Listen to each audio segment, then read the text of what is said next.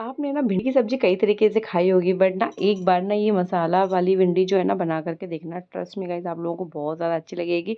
बच्चों के साथ साथ ये बड़ों को भी बहुत ज़्यादा अच्छी लगती है। भिंडी हम सभी लोगों को पसंद होती है, कैसे भी उसको खा सकते हैं, पूड़ी पराठा रोटी चावल किसी के भी साथ में भिंडी सबके साथ में अच्छी लगती है। बट एक बार अगर आपने ये रेसिपी बना ली ना, ट्रस्ट मी गाइस, आप लोग हमेशा ऐसे ही भिंडी बनाया करेंगे। तो राधे राधे फ्रेंड्स, कैसे हैं आप सभी? आशा करती हूँ कि बढ़िया होंगे।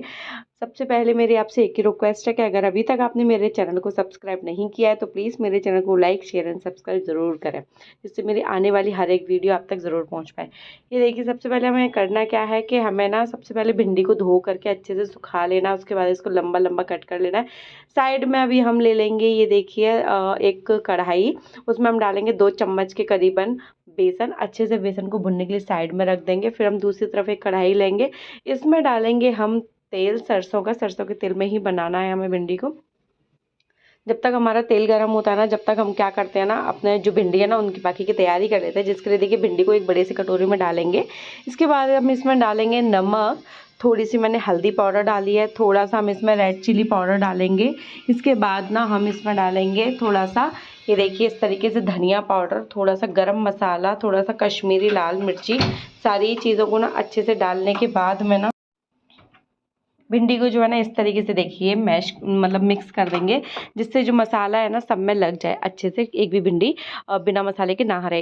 इधर देखिए, जब तक हमारा कढ़ाई में जो हमने तेल डाला ना वो भी अच्छे से गर्म हो गया है, इसमें डालेंगे बिल्कुल ज़रा सा जीरा, कटा हुआ प्याज, मोटा कटा हुआ प्याज है, महीन काटने की ज़रूरत भी नहीं है आप लोगों को। ये देखिए इस तरीके से, और इसको भूनने देंगे जब तक ये अच्छे से ब्राउन ना हो जाए, जब तक इसे भूनना है।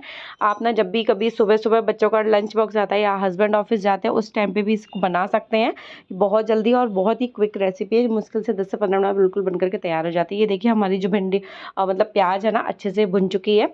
इसके बाद हम इसमें मसाला जो हमने कोट करके भिंडियाँ रखी थी ना, भिंडियाँ डाल देंगे सारी, अच्छे से चला देंगे, इसको पकने के लिए छोड़ देंगे 1 से 2 मिनट के लिए।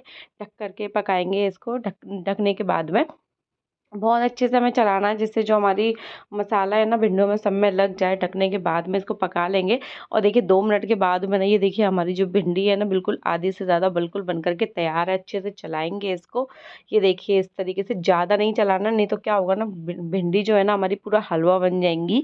और इसके बाद ना जो हमने बेसन भून के रखा था ना, इसको 2 चम्मच के करीबन इसमें डाल देंगे। 2 ही चम्मच हमें भूनना है, 2 ही चम्मच हमें डालना है। अच्छे से मिक्स करेंगे, ज़्यादा नहीं चलाना है अभी भी, नहीं तो भिंडी जो है ना अपना पूरा शेप जो है ना ख़राब कर देगी। ये देखिए बहुत ही मज़ेदार सी भिंडी जो है ना बिल्कुल बन करके तैयार है, और कोई मसाला डालने की ज़रूरत नहीं है। मुश्किल से 10 से 15 मिनट में बिल्कुल बन करके ये रेसिपी तैयार हो जाती है भिंडी की सब्ज़ी की।